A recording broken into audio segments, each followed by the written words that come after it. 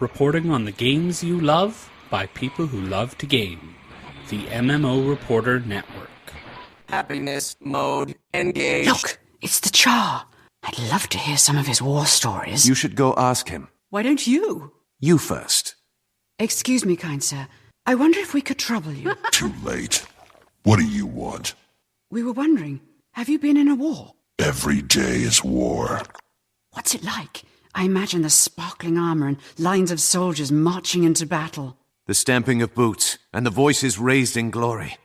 The wading through gore. The blood that stains your claws. The sweat burning your eyes. The smell of bodies. The death. Yeah, it's fun. Thanks.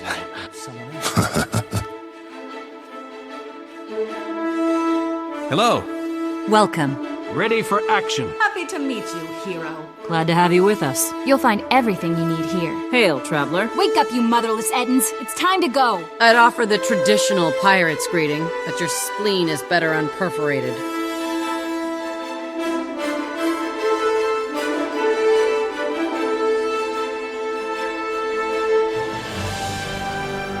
You're listening to Guild Wars Reporter on the MMO Reporter Network, brought to you by Audible.com. Get a free audiobook download at audibletrial.com/MMOReporter and by Doghouse Systems. Choose your weapon at doghousesystems.com.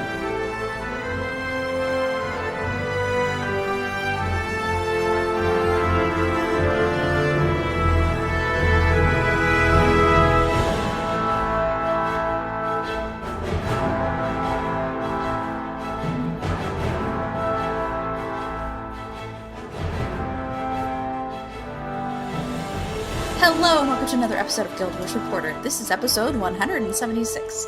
I am Celeste, and as always, I am joined by the potty mouth Allona. Hey, you're going to edit that out anyway, so where does this come from? Conservative Celeste? I don't think anyone has ever considered me to be conservative. No, I don't think that either. But still. Hey Celeste, how are you? I'm on the verge of sick, but otherwise well.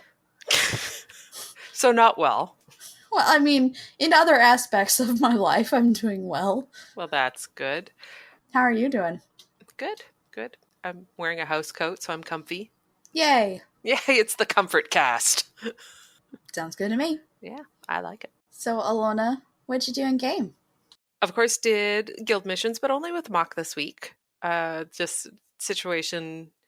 I like getting out to Maven's guild missions, but Mondays have been kind of tricky the last few times, so I've just not been able to go. So we did them with Mock on Sunday. We only ended up having 5 people out, but not only did we max out our favor, we did one of the 15 people treks, or 15 location treks with 5 people. Nice. Yes. Very nice. Yes, and actually, Key is reminding me we had a very special guild missions on Saturday. There were a couple people that weren't going to be able to make it, and so we just, because you can fire guild missions off basically whenevs, and there's no penalty for failing, we did a few for a couple people that weren't going to be able to make it, and we actually even took advantage of Relics of Ors guild missions because they've unlocked a 3rd easy mission. So, and they had the bounty. We didn't in Mock, but they had the bounty, so we did that because it would be easy enough for us to do. Right. Kind of did 2 nights of guild missions anyway. Did a whole bunch of unsuccessful unranked PvP, like all defeats. It was awful. But just before the show tonight, actually, when I got home from work, I needed to finish the daily. So I queued up and I did 2 matches and ranked. And we won both of them, the just random peeps. And they were really great games, like super close. Like each of them, I think, was 498 to 501 for one of them. Yeah, that's fun. Yeah, and the other one was in that ballpark. It was a little bit broader. No, actually, I'm lying. The other one was like 300 to 500 and some. That was the first game I played tonight, and it was weird because we did talk beforehand, what, you know, like, here's our, like, we're just going to do home and mid and not really worry about far. And the synergy was just awesome. I was only defeated once, and it was like 2 points before we won the game. Dang, girl. Yeah, but it wasn't like, it was the team. The team was amazing. The one person was like, this was really an awesome matchup. Did you guys want to play some more together? But everyone had to go off and do stuff. So, Aww. yeah, but it was a really, really fun match. But they were both really fun. The first one was fun because the team synergized so well, and the other one was great because it was just such a close matchup between the teams. Then I'm kind of jumping all over in timelines here, I guess, but on Saturday for Fungens, we did an all Revenant run of Ascalonian Catacombs. Just story mode. I think the highest of us was like 48, maybe. Oh, okay. And we had one or two that were like right around when the dungeon would be unlocked. So we were all within the appropriate level for it, and none of us had really played our revenants an awful, like, I think to get to these levels, a whole lot of tomage had happened. So it was hard because we button mashed a ton. It was like, we have no idea what these things are doing. Mash, mash, mash, mash. And we had a couple party wipes, but it was fun. I mean, when you go in with like your newest character for a profession that know well, I presume there are some people that know it really well by now, but that by and large, most people don't know super duper well. Mm-hmm. It was fun. And it's like, let's see what happens. Like, who cares? We're just doing it for funsies. Yeah.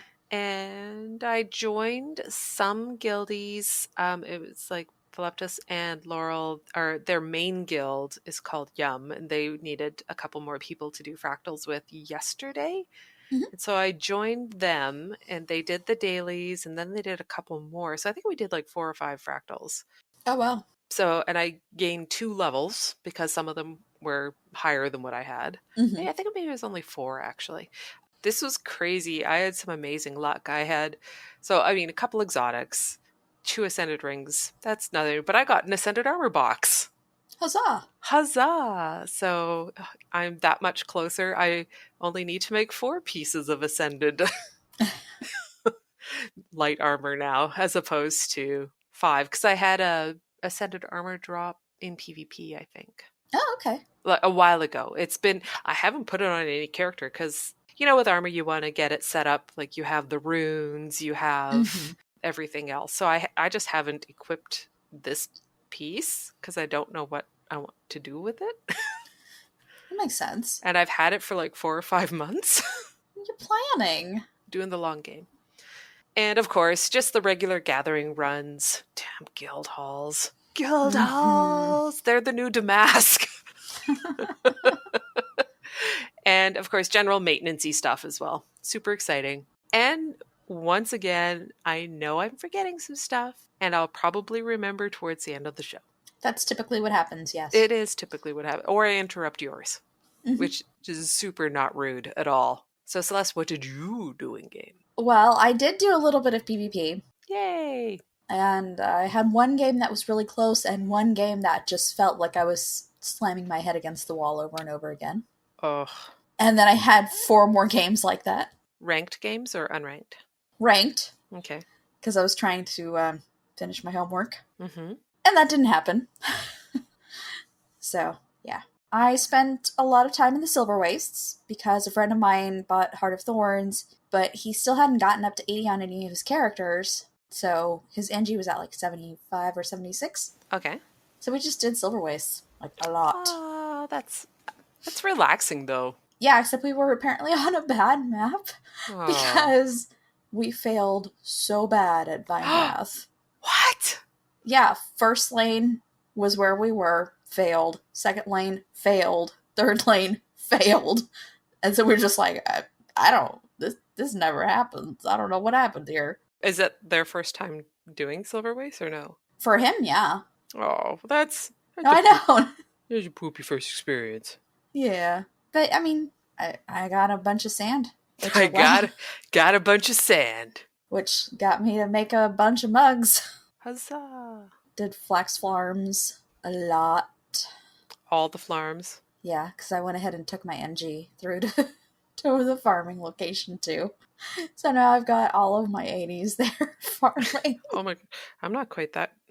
See, I get them there and then, I want to play on this character somewhere else. And then I take them away and then I'm like, ugh, I don't feel like getting them back there.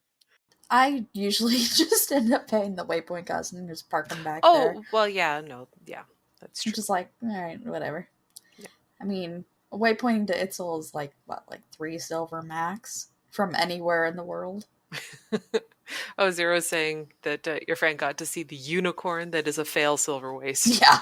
Actually, a legendary llama that is a fail silver waist. Much more appropriate. Yes. And then I was messing around with like, well, what's going to be my new goal in game? What am I really working on? Because while I really did enjoy Heart of Thorn's story, I have not gone back to try to do hardly any of the achievements, and I don't really have a desire to. I'm so close to a few of them. I need to finish them. So I was just kind of like, well, let's start looking at legendary collections. Because why not? Because why not? It's a side project. I don't have to sit down and do it all in one day or anything like that. If you could, though, that would be crazy, wouldn't it?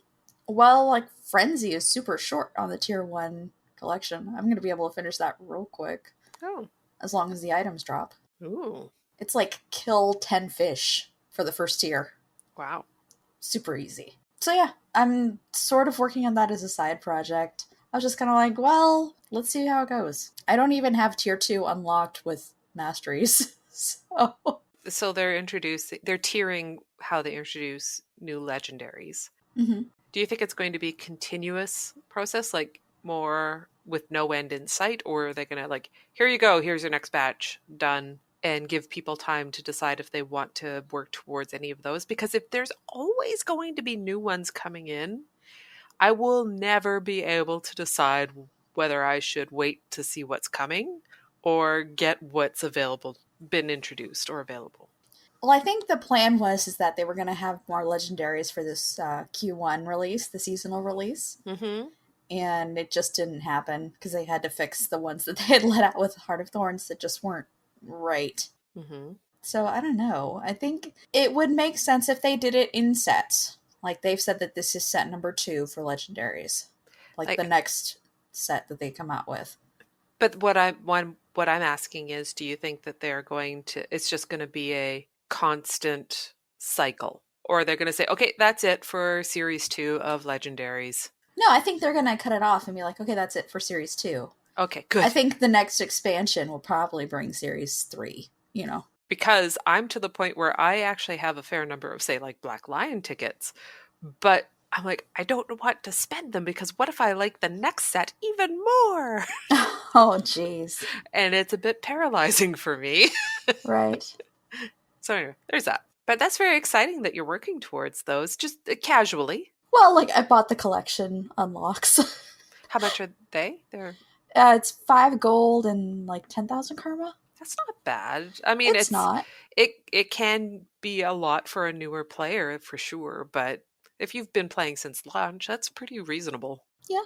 I ended up doing a collection tab clear out, so I recouped what I had spent on that already. Wow, yeah. It's just kind of a side thing that I'm going to do. I put all of them in OneNote like I do and have a list. And I'll just pick it up and work on it when I feel like it.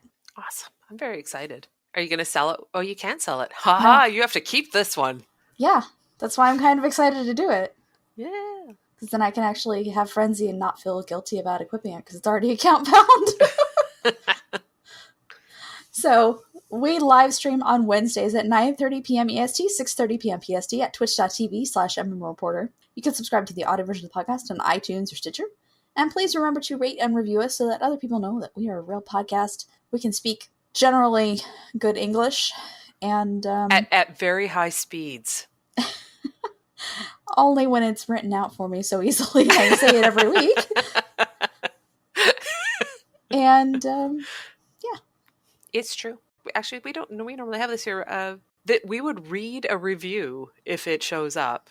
Mm-hmm. And not the 1-star review that Hunter said he was going to leave us. Right? He was like, I'm going to leave. If I ever got iTunes, I'd leave you guys a 1-star review. So you'd have to read it. Wow. No, Zero, I thought if you went through and did the collections, because it unlocks all the skins, it becomes account bound for the old legendaries as well as the new ones. I thought you could sell the old ones. Through the collections?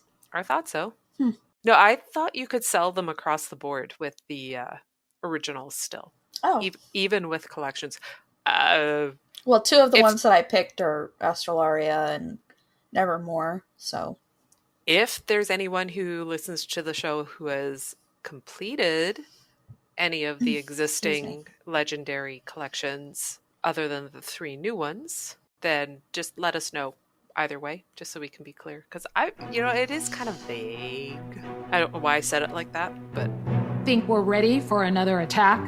From land, air, or sea, we won't be caught off guard again.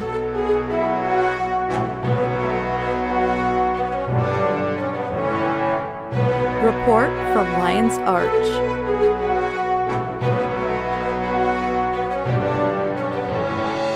Long live Lion's Arch. This week didn't have quite as much news as last week. I mean, it'd be hard to top last week. There was a lot to talk about.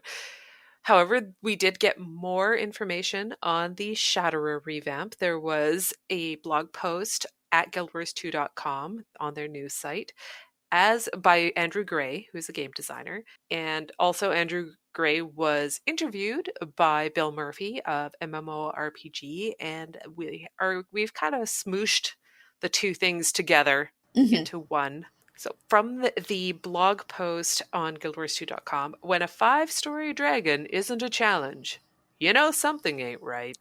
It also causes issues with an achievement and parts of legendary journeys that require players to be hit with one of those mitigated attacks. The poor blind Shatterer really wanted to encase you in that crystal, but you just wouldn't let it. Yeah. This blog post is filled with some really great humor. Yes. I love when a 5-story dragon isn't a challenge. You know something ain't right. Exactly. Do you know how long Andrew Gray's been working at ArenaNet? I don't. I think this may actually be his first blog post. Yeah. Because I don't think I've seen his name before. Yeah, I was just wondering because the way it reminded me of like the Commando. Like, oh, this ain't right. Yeah. Like when I read that, I heard that voice in my head. Right. So anyway, we are able to add a Defiance bar phase to the Shatterer's Shard Storm phase. That's a lot of phasing. Which, beyond solving the permablind issue, also added a new element to the fight. This is the phase when the Shatterer takes off and calls up his buddies to come teach you some respect, all while actively shooting you with lightning. Yes. It's kind of awesome, actually. Defiance bars have also been added to the pulsing crystal nodes that heal the Shatterer, preventing the crystals from taking damage until they're broken. The nodes also heal the Shatterer for significantly more than they used to, so you can't just ignore them. And out DPS, they're healing. There's now a warning message and a bit of delay before the healing kicks in to give players time to spread out to destroy the crystals. Sounds really awesome. It does, actually. It goes along with the way that ArenaNet's been dealing with Zergs. Mm-hmm. Like, the default response now is to split us into different areas of the fight. Yeah. And honestly, though, it is nice that I didn't even realize there were things that healed the Shatterer until I read this. So there's that. Yeah. I didn't know that either. Okay. Oh, so see, I'm like the Emperor's New Clothes. I'm the one who says it. And then other people are like, yeah, me too. Yeah. The Rock Dogs and Devourers now stack vulnerability and bleeding respectively, and the branded Lieutenant, and the newly added branded Ravager, a Minotaur, just love to knock you down in their boss's area attacks. Not only that, there are now patrolling waves of Brandon that can and will say hello to the siege equipment if they're not dealt with. Condition removal and stun breaks are advised. You have been warned. Special thanks to Sean Hughes for his help on the new branded species. Now, the siege equipment was basically, you were fine over there. Yeah, pretty much. Well, I mean, there was some stuff that spawned near you. Oh, was there? I've never actually been up towards the siege weapons. And I've never really... No, I did use it early on, but then I never got credit. So I stopped using it. Exactly, yeah. That's what it is. Yeah, no, there are branded that spawn near there, and they do start attacking you if you're on the siege, but it's just kind of like, eh. It's like, ow, get away. Yeah, you just, leave the siege for 30 seconds, kill them, and then go back on it. The MMORPG interview expanded on that a little bit, and to elaborate on the stronger minions, 4 custom-made branded are now summoned, and instead of the base army variants, and these ones come meaning business. Their attacks synergize well with each other and with the Shatterer itself. Dodging the Shatterer's attacks is a big element in the fight. So if there were, say, a branded lieutenant that enjoys knocking you down, that would make dodging difficult. Exactly. Can we just say that I get to say lieutenant and you can say lieutenant when you're reading? Yeah. Thank you. That's fine. Because I don't want to have to repeat it every time. All of the Shatterer's attacks have been updated in some way, be it wider attack arcs, longer range, additional direction attacks. They can travel or increase number of projectiles or targets. The MMORPG expanded on this a little bit more as well, and it sounded like pretty amazing. Actually, that's for you to comment. I don't see anything there. No, I just thought maybe you'd want to. It's been 6 hours since I read this article. Fine. I'm sorry. To be fair, I read it just before the show, pretty much so. Mortars are now ground targeted instead of the previous 1 to turn left, 3 to turn right, hold 2 to set distance functionality. Kind of like that, but this does make sense. Healing round skill is now just a separate attack instead of toggling the ammo type for each launch skill. And instead of only doing a small splash heal, they now also apply protection to allies and leave behind med kits for them to pick up. It's nearly impossible to consistently hit allies with a high arcing mortar round while they're on the move, but they sure will appreciate med kits raining from the sky. The mortar also now turns 4 times as fast because it was slower than a Quaggan Scholar before. Yes, the turning mechanism on mortars is super slow. Yeah. I really hope that this ground targeting change is being applied to all the mortars in the game. Even PvP? There's mortars in PvP? Well, not mortar. Well, the trebs? I'm not talking about trebs. Okay. I'm talking about the mortars because you can only find them. They're different. Yeah. Yeah. Except for there's one heart that I know of for sure in Harathi where you have to hit targets. Yep. With the mortar. Yep. So that one would still have to be the old style. But I think they all need to be faster. And they all should be more player-friendly, just because. If they left them the way they were, like if you did them, your reward should be increased to make them people want to do them with the handicap that they come with currently. I think the faster turns should be on all mortars in the very least. Yeah. Yeah, I would not be upset about that at all. The turrets do more damage and have a faster rate of fire to bring them closer to the effectiveness of the mortars. They also now have a second skill that creates a field of caltrops to cripple and bleed foes. Both the mortars and turrets have crowd control on at least one of their attack, so they can contribute to Defiance bars. Huzzah! Good stuff! Yep. Those who have the gliding mastery will be able to deploy their glider mid-air and will be given a Bombardier bundle item that lets them chuck bombs at the things they don't like, as well as throw medkits at the things they do. You can also be encased with the crystal while gliding, unless you have the stealth mastery on. And he finished it off this paragraph with, crystals are not aerodynamic. Oh. Of course. Of course. You use a launch pad to propel yourself up into the air, and then you level out by deploying your glider, and you're equipped with this kit automatically. And I feel like this is so much better than the Patriarch fight in Verdant Brink. Because then you don't have to pick up bombs and stuff to get started on it. Although I like that part of the fight, but yeah. One thing that we didn't mention here, but was mentioned in the MMORPG article, is if you use a launch pad. Did you talk about this already? Mm-hmm. Okay. That if you don't have gliding, the launch pad will just... It's more like the launch pads in Sparkfly Fen. So it just pops you?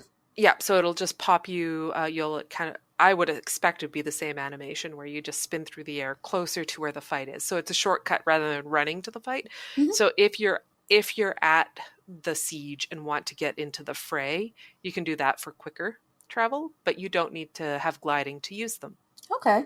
So I thought that was really interesting.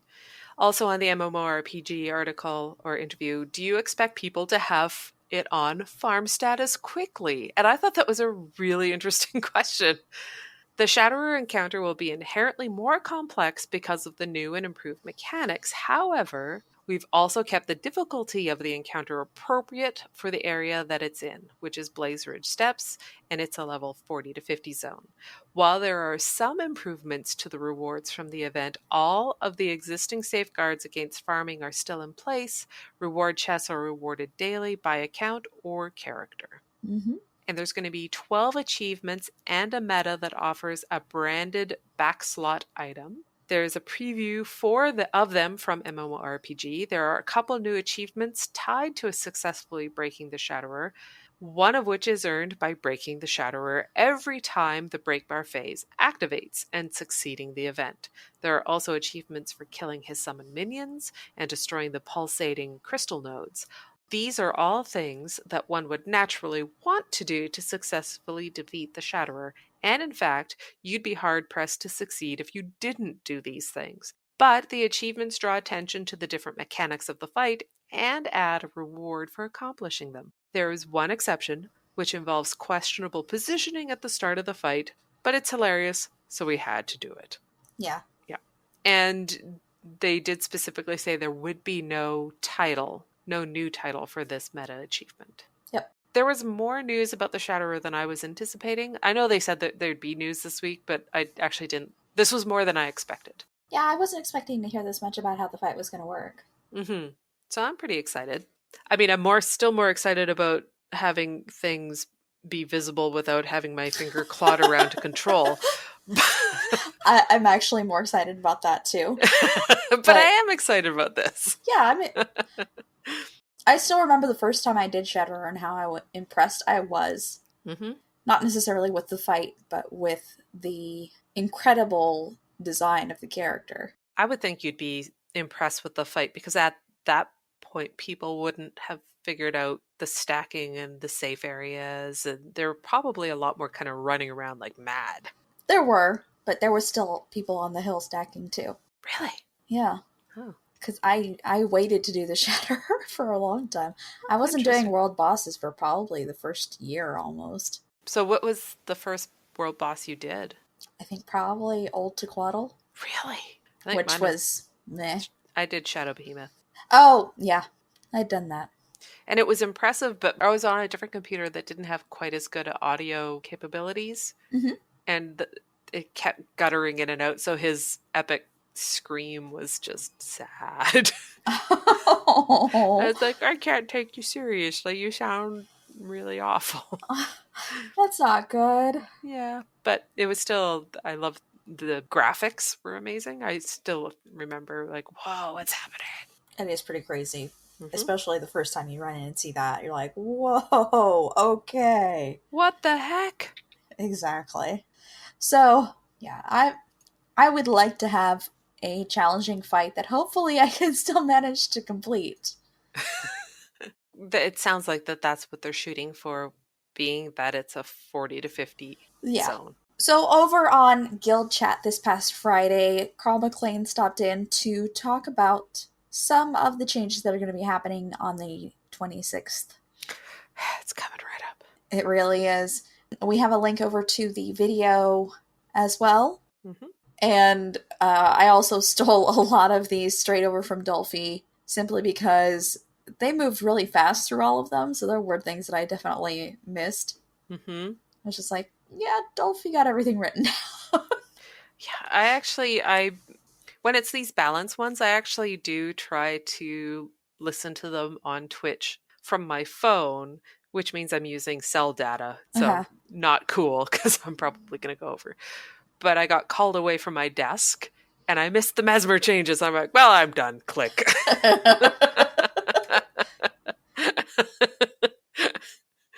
So I haven't actually watched the YouTube recap, but I did read the Delphi notes. So first up was some Q&A type material.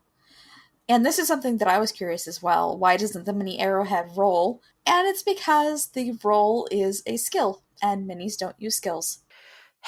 I don't buy this. Like, I don't understand how they couldn't just add that animation in. Yes. For the mini. Yeah. It's just a cute little, because if you think about the pet rock rolls around. Yeah. To be fair, the frame on a rock is a lot more simplistic than the mini arrowhead. The fire imps fly. Yeah. They don't walk around. That's their movement animation, is to fly. I don't know. No, I agree. It should roll just because even just that's once. Iconic for the character. I could see not rolling a ton, but just a little roll. Just almost like a somersault, but sideways. Just one. Yeah.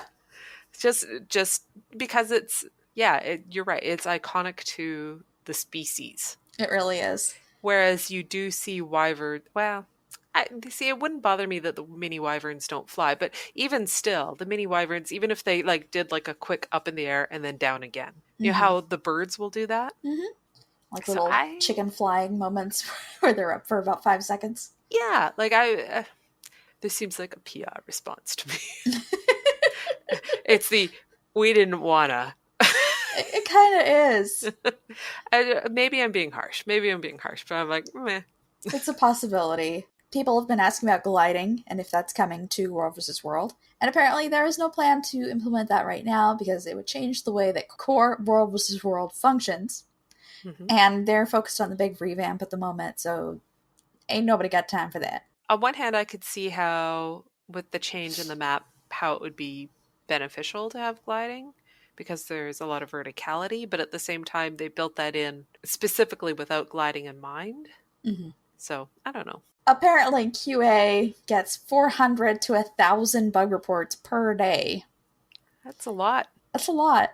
Most are duplicates of things that they already know, and so they ask that you don't contact customer service when it is more fitting for a bug report. Mm-hmm. And so they went over some things that might help people to figure out which button they need to press. So if you find a bug, you find a problem, you type in /bug to the chat console. Yeah. And it will pull a world state. So when you find a bug, don't move. Send it from that spot with your character looking at the broken thing. I thought that was very interesting. I was surprised by that. Mm-hmm. When you pull up a /bug, there's a prompt that pops up with known issues, then bug, and then customer support. For known issues, that's a great first stop for any problem that you run into while you're in-game, because it'll open up the browser on your computer and direct you to the known issues bug forum so that you can check and see if it's something that they already know about.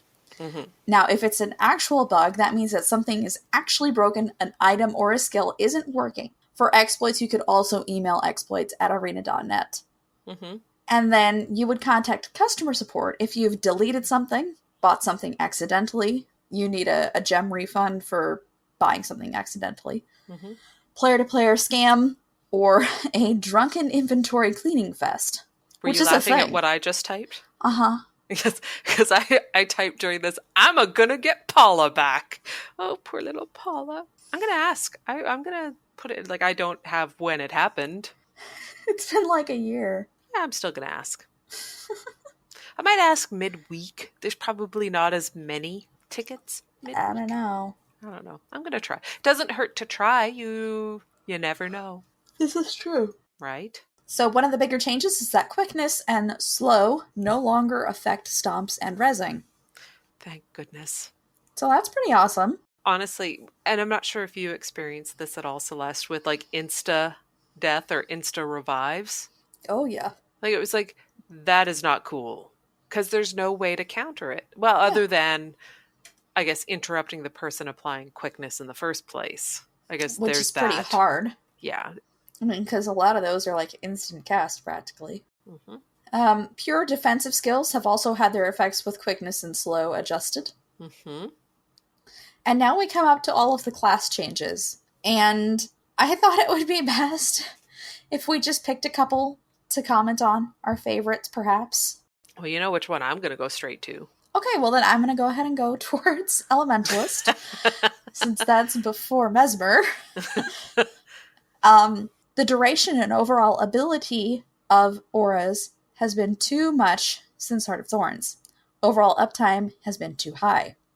We're reducing all the auras activated from skills and traits to 4 seconds. I'm okay with this, but I'm not okay with this. Yeah. I would really think that this would be a good place for a PvE-PvP split. Because yes, auras in PvP, crazy powerful. Yeah. PvE, they're kind of just good the way they are. So would you... I'm generally not a fan of having a split between game types. I agree, but I don't mind it when it's just time differences. That's how I feel about it. It's just a length. Yeah. So it's longer in one versus the other. I think that I would totally not have a problem with. But again, we don't know how much back end issues that causes, right? I don't know. This is true, but they have split skills before. In Guild Wars 2? Yeah, and they're going to continue to do that too. So it's something that they can do. Okay. The Water Scepter skill, they reduce the time it takes for the Shatterstone to explode from 2 seconds to 1. And what it is you send out like a projectile. Okay. And it's super small radius, like maybe 300 or 600. Yep. I'm really excited about this, actually, because I quite liked this one, but it was like, oh, for God's sake. Yeah, and because it takes so long to explode, they're already out of it. Yes. So this is nice that it's been essentially halved. Precisely halved. And the cooldown has been increased from 2 to 3 seconds, which is okay. But, it's also made it a lot more powerful skill. So it does a fair bit of damage too, correct? When it does hit? After it's been revamped, yeah. Okay. So as far as... I'm just quickly checking to see if there's anything else I wanted to mention specifically from another profession other than Mesmer, because that's just, my jam. The Necromancer, the Corrupt Boon change seems quite extreme, actually. I thought that was pretty cool. Well, it's just recharge, reduce... Well...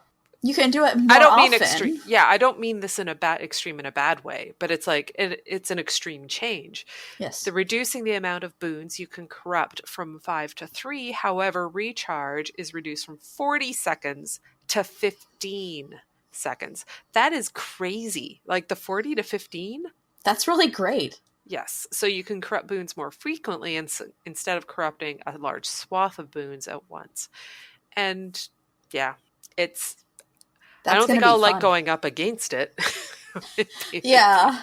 But I do like that. Because there are times you're like, well, I'd like to use this, but I want to wait till there's more boons. But there never is.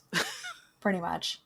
No, at least in PvE, there never is. Moving on to Mesmer, Alacrity caused too much overall damage increase. Basically, you had a Mesmer or you had 66% damage loss. We didn't want to reduce the amount of Alacrity as you can just bring more Mesmers to bring the gap. We brought Alacrity down from 66 to 33%, so it's not useless. Mm-hmm. There's been a couple other things as well in here. I was actually surprised the number of people I saw post specifically to Twitter, and there are even people who don't main Mesmers say that they wonder if the cuts to Mesmer were a little too deep. Yeah. Like I said last week, I haven't really played Chronomancer because I didn't want to get used to something and then have my toys taken away. I think 66 to 50 might have been a more conservative cut. Or even 40. But you have to go by what their usual increments are, That's true. That is true. So I'm not sure. We'll see how it plays out, basically. But I did think, because I don't necessarily understand numbers, I thought I go more from what the people who do understand numbers say. And so I was interested by the fact that it seemed to be a lot of non-main mesmers, or people who don't main mesmers, commenting that they thought the cuts here were a little deep. The malicious sorcery, which is a scepter attack. Yeah. This trait applies attack speed while wielding a scepter, and it's increased from 15 to 20 seconds. So 20%. Oh yeah, sorry, 15 to 20%. I was expecting a little bit more to the scepter the way that they were talking about it, but yeah. I mean, 5%. 5% is 5%. And finally, the chaos armor. It was applying too much blind. It will apply weakness rather than blind, and the swiftness / confusion duration is increased from 3 seconds to 5 seconds. I'm a little bummed that it's losing the blind, but Yeah. Actually, I did one of the builds I do run specifically is around blind, because you can trait that blindness causes confusion. Yeah. You were already getting confusion on chaos armor, then if you blinded, you got more confusion on top of the confusion. So I'm like, sad. It does kind of take away that. Yeah, I'd rather have the blind than the weakness, but Yep. For a ranger, search and rescue, which is a skill that has constantly pained people just for it not working properly, basically, will now give an ally in the area regeneration. But if there is an ally down in the area at a 1200 range, the pet will teleport the downed person to you, and then you revive them. So it fixes the problem of the skill failing, but it also makes it much more involved for the player because you have to stop combat to res people with that. But it is pretty powerful, so you'd have to have... It needs that, if it's going to be that powerful. And there's that one necro trait where you can teleport down people to you so that you can revive them. Mm-hmm. Saint from the guild runs it. So this brings it kind of like that. Yep. Mm-hmm.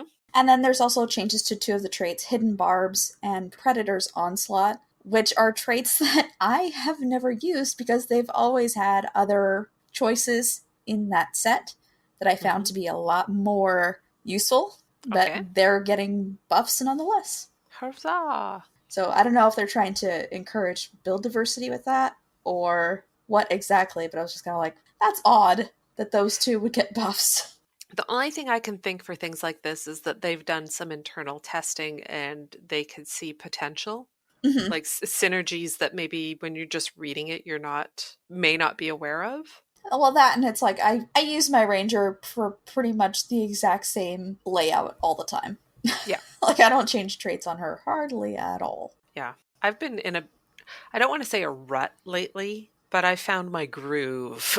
Because a rut is a bit negative connotations, but I found my groove and what I like to play, so that's a lot of the balance stuff that we saw. Yeah. Actually, I just read... That one? Notes. Yeah, in Thief, I thought this was really quite interesting. Basilisk Venom. Your attacks are going to be unblockable in addition to turning foes to stone, and it will work with Venomous Aura, so all your allies' attacks will be unblockable. That's really interesting, don't you think? Yeah. Because unblockable, do the thieves, they don't really have a whole lot of unblockable in their repertoire. I mean, they don't need it because they're like all over the place and hit really hard. Yeah, that's true. But it's still kind of I quite like running Basilisk Venom, so I'm like, interesting. Apparently for the ranger traits, Ultra has chimed in on the show notes here to let us know that both of them are frequently used in PvP. So, okay. But, To the Limit for Warriors has had its healing increase 40%. That's pretty awesome. Mm-hmm. From what I was seeing on the Twitter sphere, the Warrior got a lot of love. Yes. And very little downsides. Pretty much.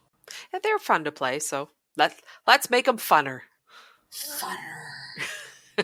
Oh, Ultra is pointing out back to Warrior that rifle would be useful beyond 1v1 scenario. And I was just looking at that. The rifle is getting reworks that Crackshot no longer grants piercing by default and will instead apply additional adrenaline per shot. That's disappointing because I already did not care for rifle on the Warrior. I actually found it's slow. It is kind of slow. I prefer longbow if I'm going to go with a ranged weapon for warrior. So piercing is now default on a few select skills: volley, kill shot, forceful shot, and repeating shot. Brutal shot, rifle number 4, will now evade you back by 400 range and immobilize for 1.5 seconds. I'd have to try it, but sluggish. Yeah, that's a good way of putting it. Ultra. Especially the burst skill. It's like, I sit in here for 5 minutes. Can I just fire this thing? Pretty much.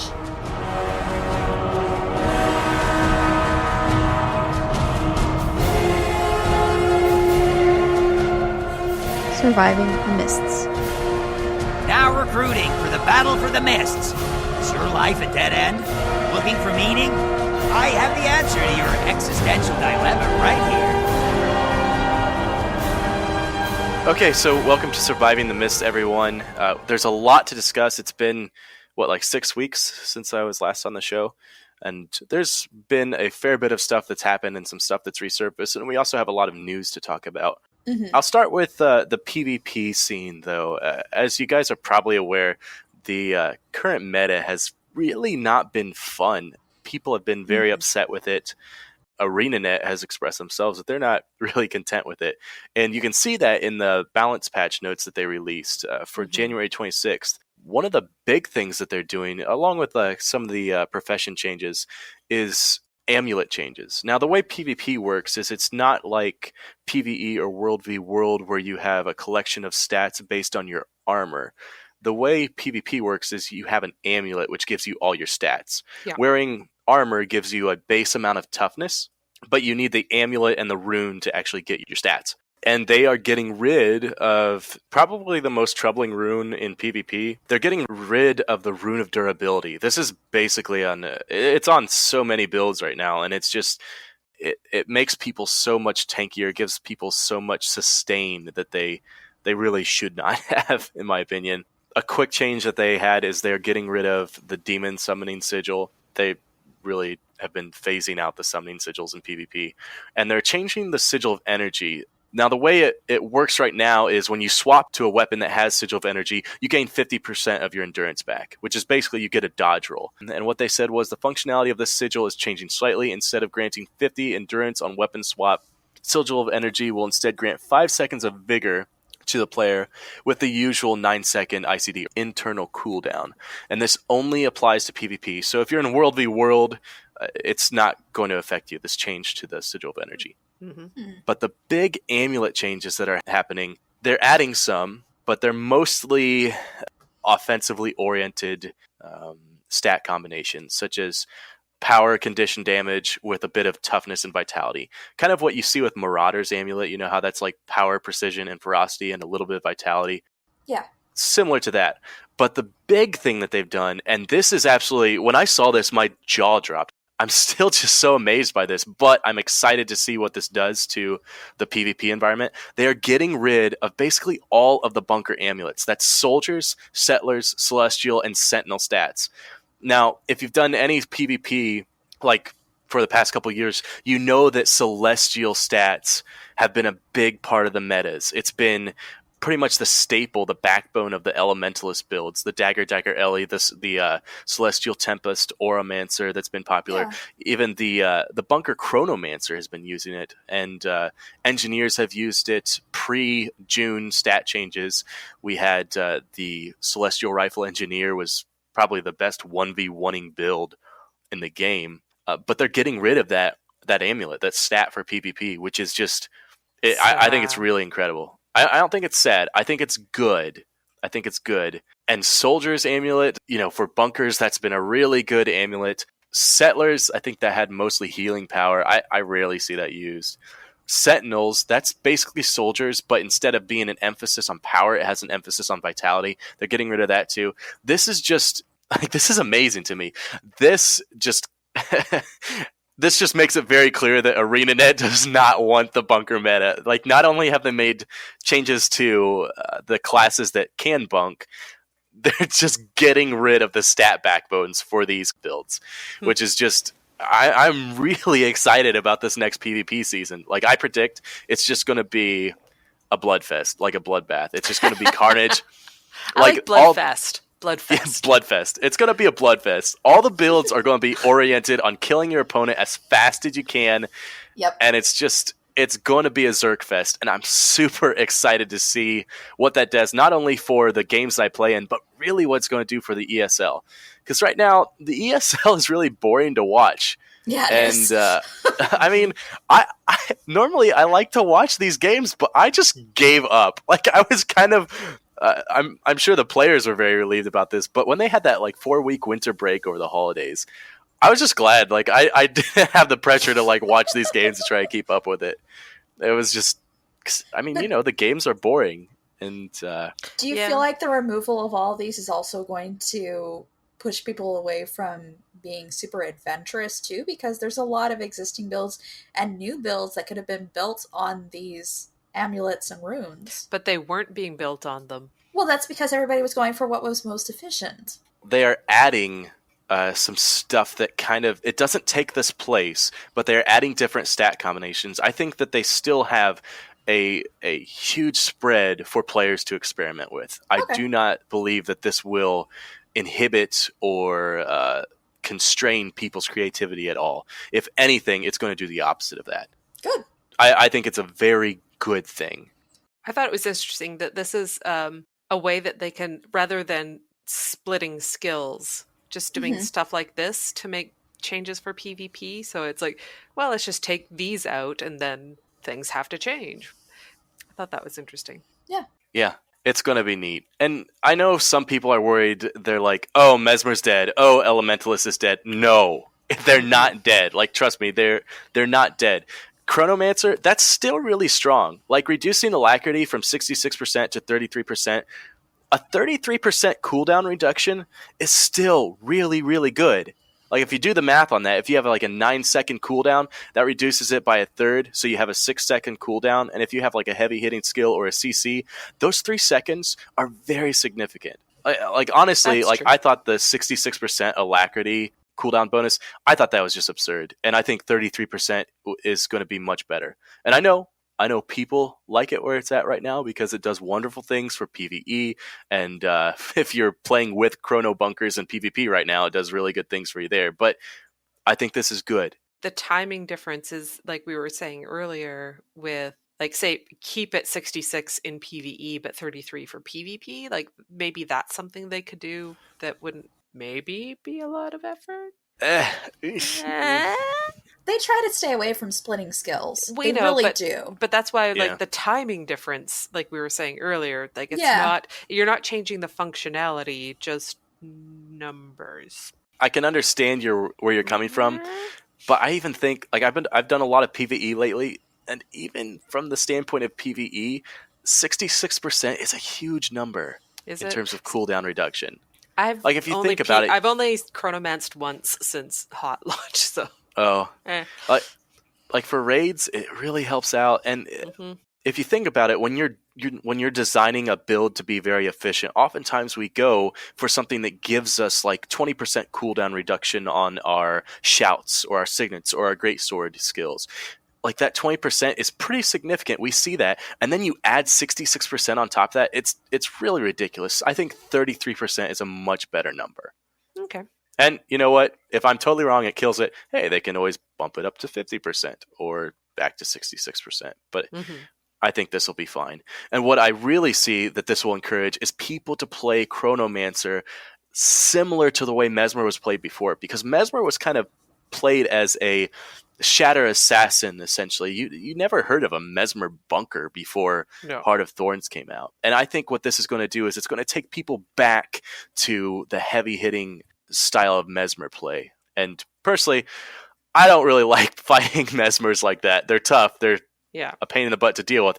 But I prefer that over Chrono Bunker, which is just buckets of not fun. And in terms of Ellie, I think Ellie still has a lot going for it. I don't think that this is the end of Elementalist. I think we're going to see some really interesting spike damage Ellie builds coming out, burst Ellie builds coming out. I think it's good. But something that's really worth noting, the diamond skin nerf, or the diamond skin change. Which we didn't talk about. I'm totally fine with it, so it doesn't bother me. Did we talk about that one? No. Okay. So just to I'm just going to read it out in chat before we talk about it. Diamond Skin is going from condition immunity to condition removal. One condition removed on a 1 second internal cooldown. Health threshold is now 75% instead of 90%. So rapid condition applications will spike you down. This makes it possible for a Condi or hybrid build to fight an Elementalist now. Yes. Because as it is, if you were in Rabid gear, you just turned around and didn't bother fighting the Elementalist, because odds are he wouldn't kill you, but you would never kill them. Yeah. It's just ridiculous. If you can't apply conditions until you get them below 10% health, but then they have all sorts of healing under their belt, it just wouldn't happen. This is still going to be a very strong skill. I mean, one condition removed every 1 second, like that's pretty significant. Like engineers and guardians have traits or skills that allow them to remove a Condi every 10 seconds. I think other classes have similar things as well. So this is still very good, but I think it makes it much more balanced, and there's room for counterplay now, which is very important. But this does not kill Elementalists. Also, the spread is nice. Like keeping it above a 90% can be really tricky. So having that instead of 10%, you have a 25% window to play within. Yeah. I kind of get frustrated when I see people like that. As soon as this information came out, everyone in the PvP lobby or the Heart of the Mist was just like, oh no, Elementalist is dead. Chronomancer is dead. And I'm like, you were people that were literally 10 minutes ago complaining about this meta. And now that they've done something about it, you're upset that these class builds are killed. And I wanted to screen slap them. Yeah. Now, I had mentioned the ESL earlier, and I want to go back to that because I kind of went on a little rant about the ESL Pro League website for Guild Wars 2, about how like there just wasn't any information or whatever. It's true. But it's been updated. It is so nice now. I don't know if this... I'd like to think this is because of me, but I'm sure that it's not. It is really nice. You can go to it. I'm going to link it here in the chat. It's really, really nice now. You can view the results of this past week, the season standings, see how people are doing over the season. You get better news. There's a better schedule. There's a countdown timer for when they're coming up. It's just much, much nicer. So, hey, this is a good thing. So if my obnoxious rant had anything to do with that, you know, I won't even grant that anything. It didn't. But this is really nice. So for any of you that are interested, the Abjured are in first place with season standings right now. The Abjured are insane. And I like the Abjured. They're excellent, but I don't like the Abjured because they're excellent. And I want to explain that. They just dominate. And that really drives me nuts. It's not fun to watch them play because it's not hard. They are 12-1 right now. They have won 12 rounds, lost 1. They're out with a 6-0 record. The next two teams are tied for 2. Well, second and third. That's Team Peasy and Team Spooky. Both 4-2. Logo. Orange Logo in the EU is actually ranked 5th right now. Yeah. Vermilion and rank 55 Dragons are in first. I always get EU and NA mixed up, but still, I had heard that about Orange Logo, and I was very bummed. Yeah. Abjured, I'm sorry if any of you are listening to this or ever listen to this. I want you to lose. I want you to lose. And it's not because I don't like you guys. They need to be challenged. Yeah, exactly. They need to be challenged. They shouldn't lose like one tournament in like the past 2 years and then just have no challenges other than that. Like that just, it's not good. It's not good. Yeah. No, it's not healthy. Yeah, it kind of makes them the bad guys. You know what I mean? Yeah. Well, with a name like Abjured and their logo. I'm not sure if I've seen their logo. Actually, I saw the tournament that they lost live. Oh. That was PAX East. Oh. So that was the year that, or the tournament that Orange Logo snuck in. Yeah. That's the season standings right now. And if you care, you know, you can find it at the ESL site, which is really nice right now. But honestly, I would just kiss this season goodbye, write it off as, hey, that was a good first try. Let's get on to season 2 because it is going to be a bloodbath. I'm so excited about it. Some of these class changes, oh my gosh. Like I mentioned how it's going to be just a bloodfest. And Thief and Warrior, especially Thief, is just going to be so freaking insane. Like Basilisk Venom is on a 30-second cooldown. Right? It's unblockable now, and it can go to your allies with Venom Share. I predict that's going to be nerfed, because that is absolutely insane, totally insane. Thieves are going to be so strong. I believe that they are going to be the powerhouse this next season, and I think Warriors are going to be right up there with them. Mm-hmm. I don't think that this kills the other classes, but I think these are the two that are going to shine. They've done their time this season. They got basically put on the back burner and shut off. But I really think this next season is their time to shine, and I think Thieves are going to be the class to play. So start practicing your Thieves. I just spent a whole lot of time on PvP. Do you think we're ready to move on to World v World? I think so. Moving on to World v World. Now, World v World, oh my gosh. Last time I talked about how people really aren't enjoying the desert Borderlands. And good news, the community's consistent. They're still not enjoying the desert Borderlands. So that's not changed. But World v World, people are actually enjoying it less and less because guilds are getting banners. Not like buff banners, Magic Find banners, Guild Heroes banners. I'm talking about turtle banners and dragon banners. These crappy things that you can run around with and basically wipe a Zerg. Like a single banner wielder can basically shut down a Zerg. It's just ridiculous. It takes a lot of fun out of the game, and I'm really surprised that it is in there. And I would be surprised if it's not quickly removed, because a lot of people are very upset about this. Like World v World forums, you just see all sorts of banner hate. Yep. Have either of you experienced this? I haven't been in World vs. World since HOT launched. Me neither. Oh, well. Yeah. There's been too much. Okay, it's not because I don't really have a core World vs. World group that I run with. And with the mega servers, there's just been too many other things to do. So it hasn't really, it's not like I don't like World vs. World. It's just there's a PvP season on, there was Winter's Day, there was new stuff, whole new zones. So it just wasn't high on I figured I'll get to it later. So that's really all it is. I can understand that. Yeah. I'm in all multi-server guilds. I don't really even know anybody that is on Henge. So there's no pull for me there anymore. My server actually was against Henge of Den Ravi. Mm-hmm.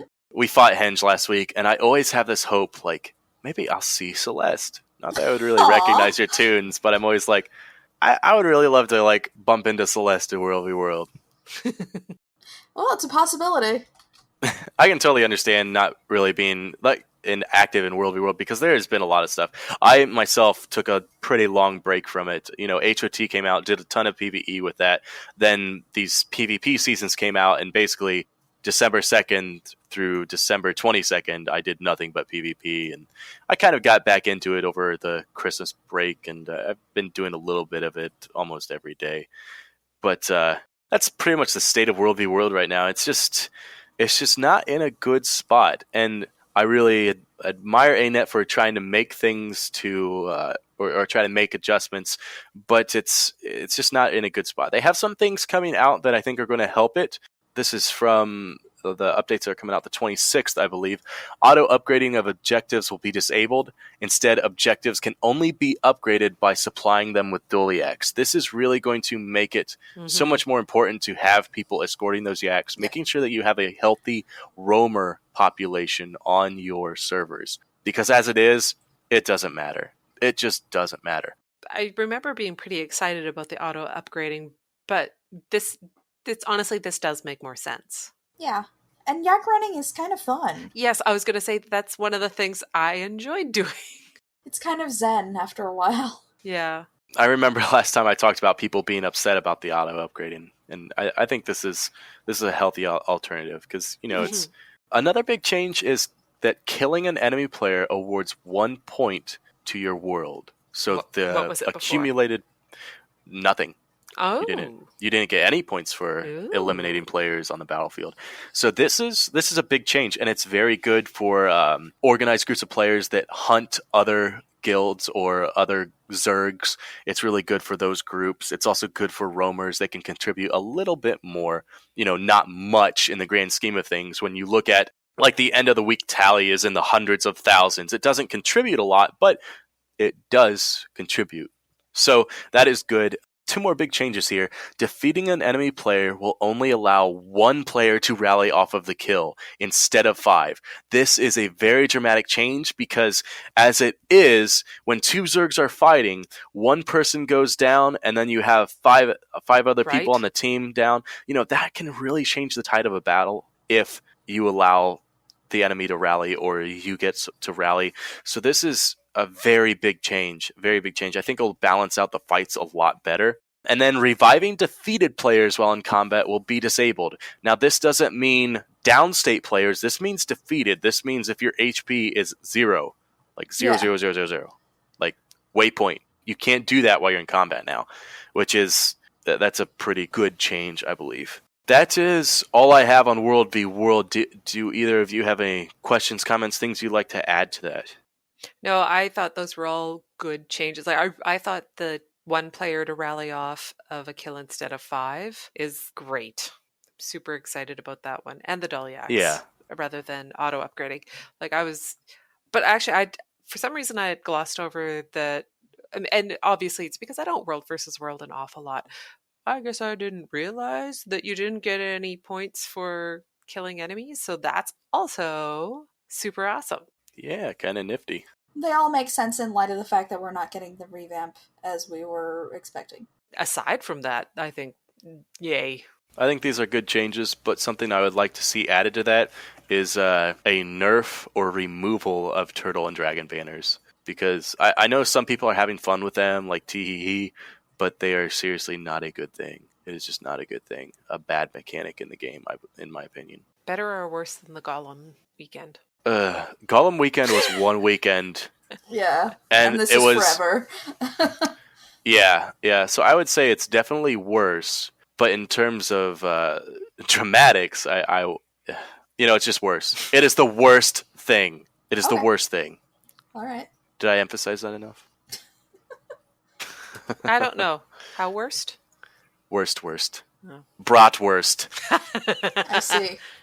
Actually, before I forget, in reference to a previous game, this also applies to a change that's coming to Stronghold. For those of you that like PvP and Stronghold, the champion Tybalt is being added.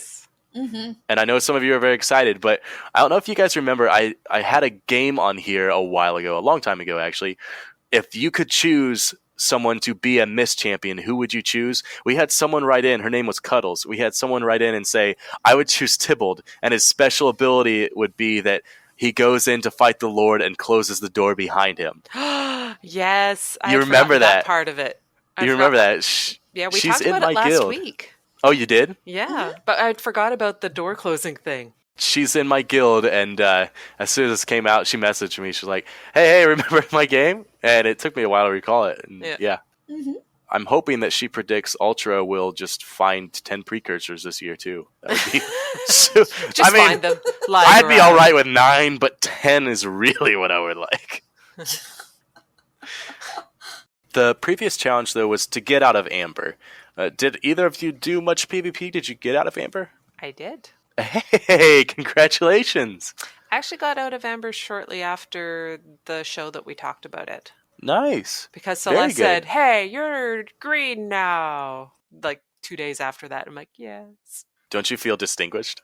I thought that because they had said the season was going to be over on like January the 4th or something. No, they didn't. It was January 20. No, they said January 4th. No. Yes. Yes. No. Yes. You know what, Celeste, right now, you are the kid that is arguing with the teacher that said, you never told us we had homework, and the 29 other students in the classroom are like, yeah, it was on the board. I'm not that kid because I did actually You're totally that kid right now. No, but You're totally that kid. I remember that the season was going to end like early January, so I was like, all right, fine. It was always going to be the end of January. It was always like January like 27th or 26th or something. I totally remember it being a different day. Okay. That's fair. So once I was just like, okay, I'm past this day. It's not really going to matter. And then I was like, oh, well, let me... Because people were talking about advancing and getting pips. And I'm like, how can you be getting pips? It's already over, blah, blah, blah. So I decided to go in. And I had a really, really bad few matches. And I was just like, all right, that's okay. I didn't even get out of the first set of Amber. I'm only in the second set of Emerald. but I haven't done it an awful lot since Winter's Day. I've been doing a lot more unranked. Yeah, I didn't do hardly any PvP during Winter's Day at all. Actually, while we're talking about this, which is specifically about the tournament, I'm trying to decide. So I have enough of the reward things to get the recruit back piece, or I could get a miniature llama. And I'm really torn as to which one I should get. That is a hard decision. Do you see yourself ever wanting the glorious back piece or the ascension? Yes, but I don't think I'll ever get there. But also, llama. Yeah, but here's the thing, Allona. You'll never get there if you don't start by getting that first piece. But I will never get the llama the elegant llama if I don't get the first llama. You know, if you get out of Amber each season, or advance one tier each season, you'll be able to get the back piece in a year. Now, if you do an extra over one season, you could get that llama, if I understand this correctly. But you need 4 llamas to make the Uber llama. Oh my gosh. You do. So this is my dilemma. The back piece is super cute. I mean, I actually really like the tiny version. And okay, you don't remember last time when I said, I'm not interested in the back piece? I'll confess I never even actually had looked at it at that point. It does look pretty cool. So this weekend, I was like, why are people talking to this merchant over here? So I tootled over. I'm like, oh, look, there's stuff here. Did you notice that he's wearing the Ascension, like the final version of it? No, I never did. I didn't even look at the character. So I'm previewing all the little bits. And when I get to the final one, I go, oh, look at that! It's got like ice and flame. Yeah, the one that you can preview, that's not even the final version. The merchant's actually wearing the final version. Oh, well, then I'll have to go in and look, because that was the one I was like, out. Well, no, I thought it said Ascension on the preview that I saw. But okay, maybe not. It should just be an exotic back piece. It won't show you the actual legendary version. So Zero is saying that the first version of the season has the back piece will be cheaper than in later seasons. Oh, okay. Fine.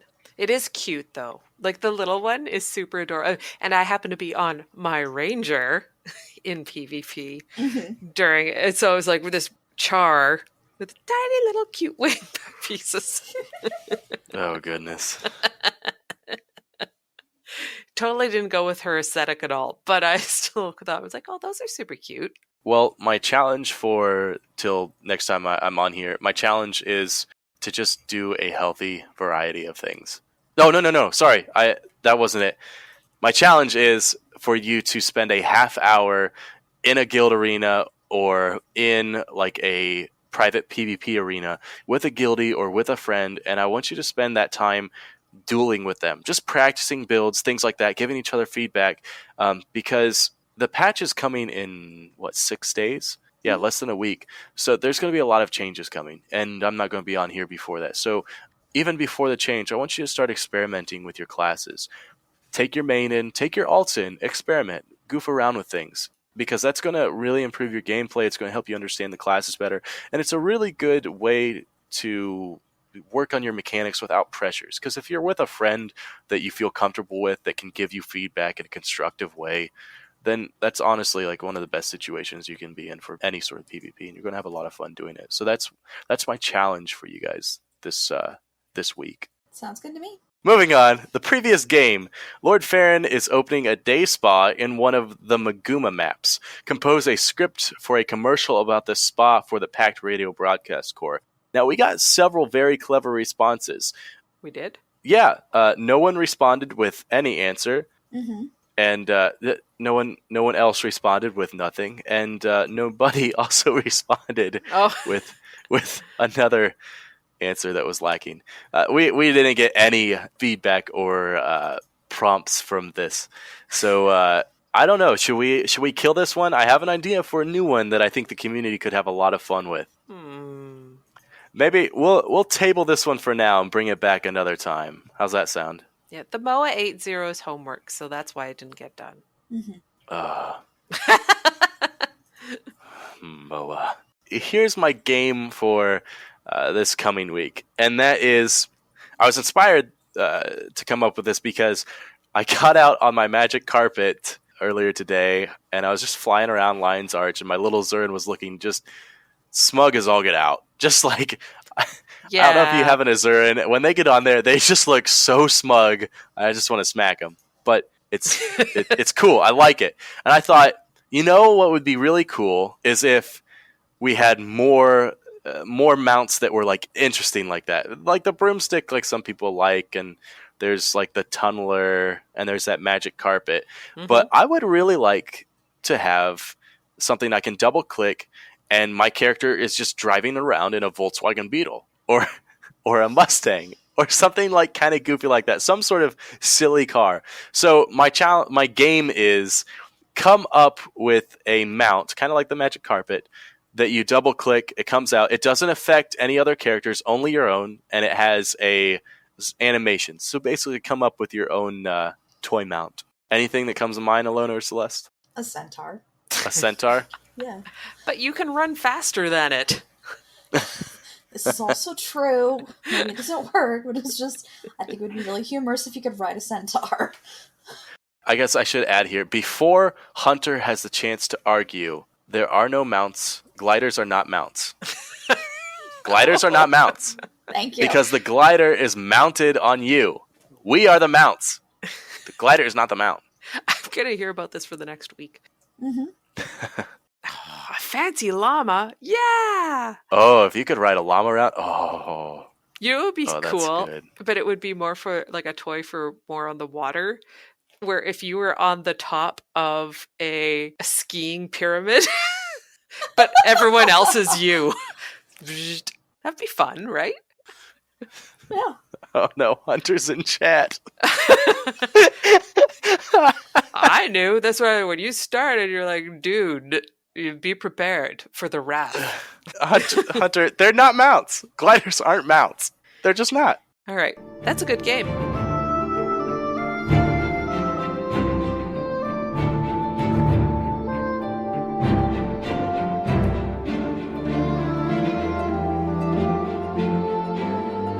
Tales of Tyria.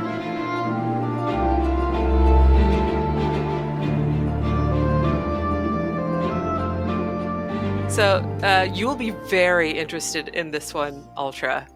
Okay. There is some nail art posted over on some website. I don't really have it necessarily. It's somebody's nail website, basically. Nail blog, but they've done Heart of Thorns themed nail art, and wow. And that's Marjorie, isn't it? Delacroix on the nail. And it's so beautiful, and I see that and I think, why I would never want to put that much effort into something that's going to chip in a day and a half. Yeah. But holy cats, it's a good job. It really is. It's so pretty. I would never be able to do that. You open this by saying this is something I would be into. Yeah. I'm wrong?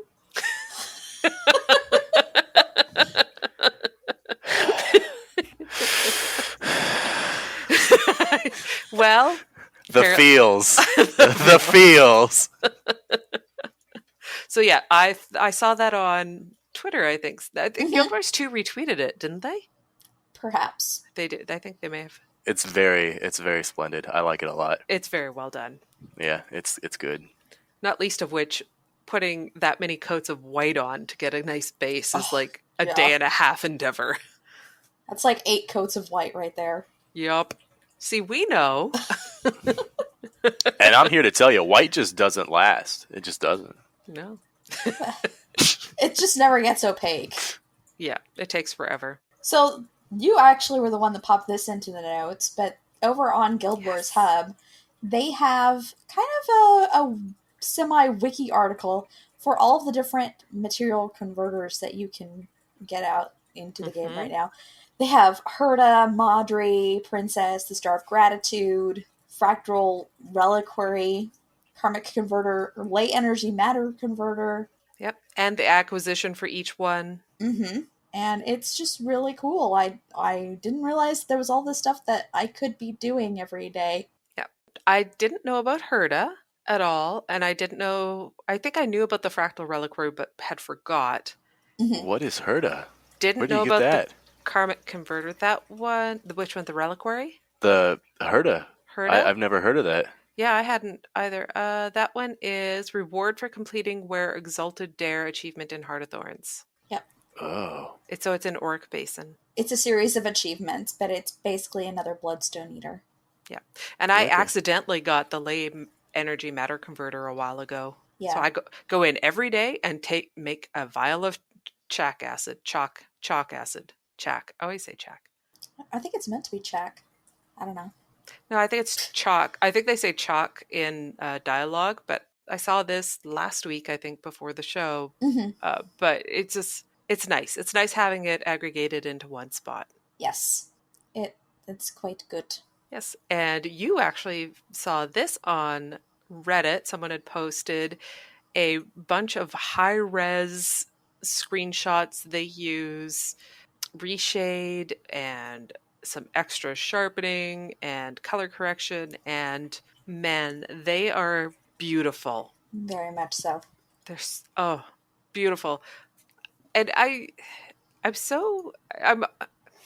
love ore. I think ore is just gorgeous. And so when I was going through and looking at the Imgers file, I was like, oh, this is so beautiful. Oh, that's beautiful. Then I got to the first one that's in ore. And I was like, oh, look at it. So beautiful. And there was one of the other ones, it was further down.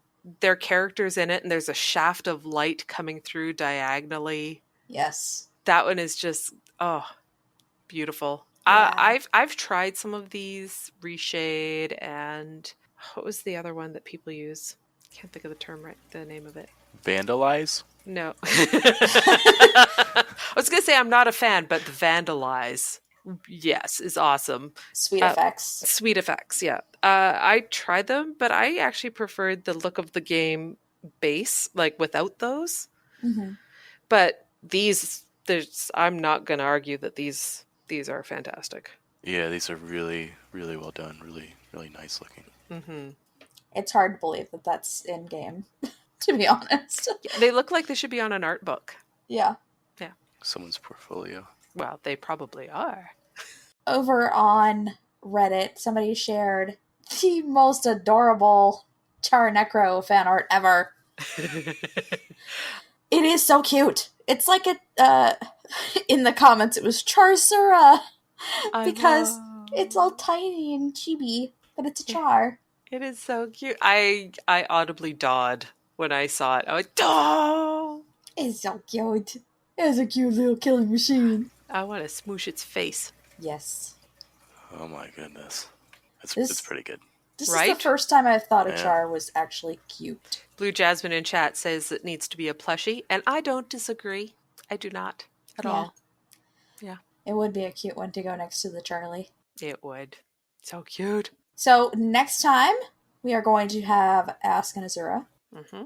So if you have any tips, send them through. And we do actually have some other tips that we need to share that came in before Winter's Day.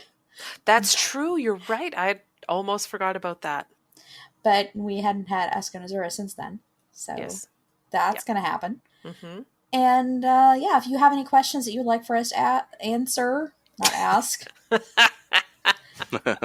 we can do that as well. And just listen to the exit so you can hear all of our contact details there. Mm-hmm.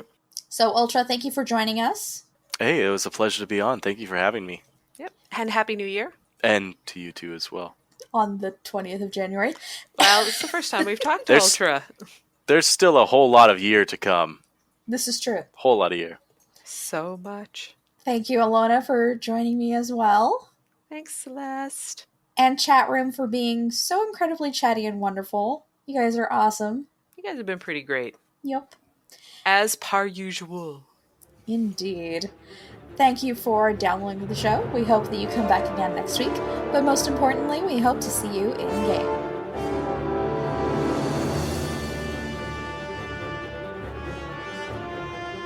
Legion calls.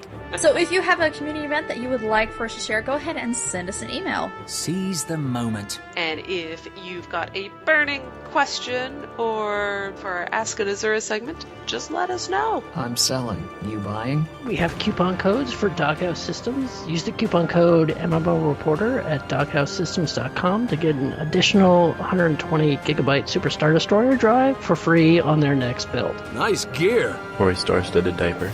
Or a star-studded diaper. Yep. No free samples.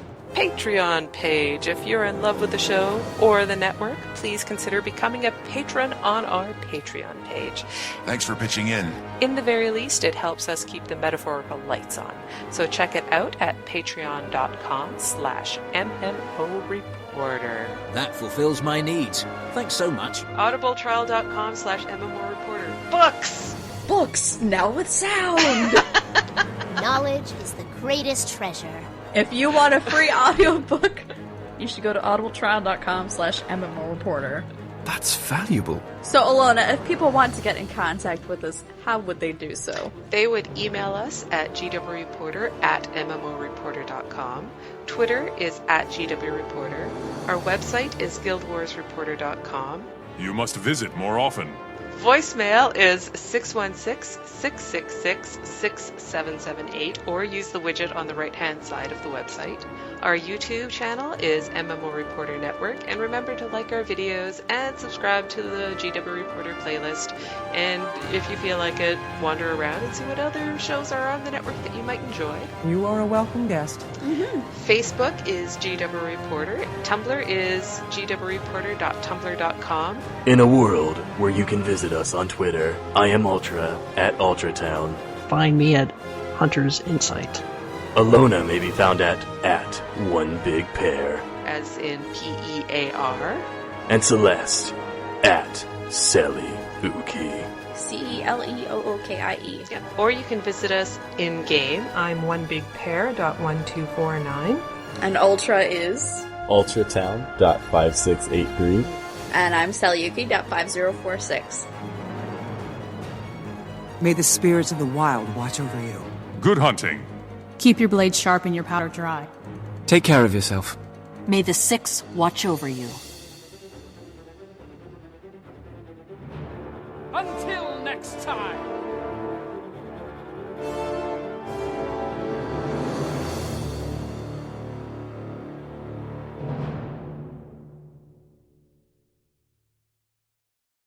Okay, so I need to stop. Okay, Ultra. I'm backing him up on this. I like Rifle on Engineer too, actually. How dare you?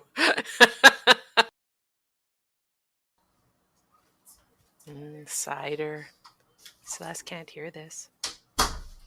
But she will when she gets back and listens to it. Oh, jeez. I may have set a secret message for you that you'll only hear when you're editing. Did ya? It wasn't that bad. No, I only thought about it at the last minute. Okay. You have the feels about this? I'm not mad. No, I don't get mad. Sure. I'm mad and the feels are two different things entirely. I'm mad. I got the feels and I'm mad. Okay. Hello. Oh. Look at my apples.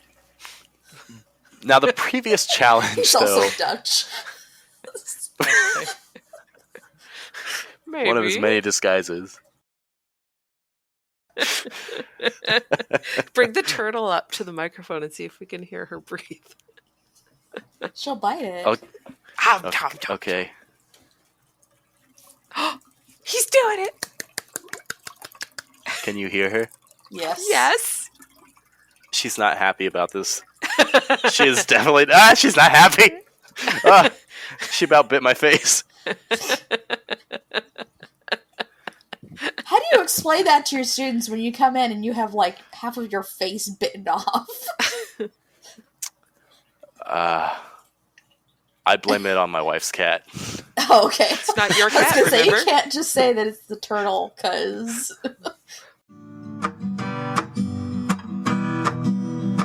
Thanks for watching the video, everybody. Don't forget to check out all the other podcasts at MMOreporter.com or by clicking on any of the links here. And please check out our Patreon campaign at patreon.com/MMOreporter. Thanks, everyone, and see you in game.